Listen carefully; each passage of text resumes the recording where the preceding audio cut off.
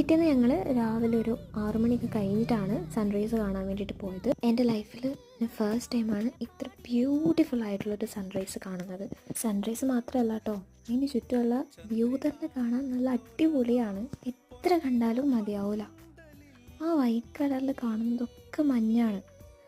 കുറച്ച് കഴിഞ്ഞപ്പോൾ തന്നെ അതൊക്കെ ഇങ്ങനെ പതിയെ മാറിപ്പോകുന്നുണ്ടായിരുന്നു. ഇത് അവിടെ തന്നെയുള്ള വേറൊരു വ്യൂ പോയിൻ്റാണ്.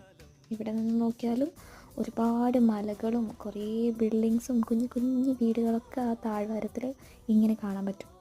അത് കഴിഞ്ഞ് ഞങ്ങൾ അവിടെ ഇവിടെയൊക്കെ നടന്ന് കുറേ ഫോട്ടോസും വീഡിയോസും ഒക്കെ എടുത്തു.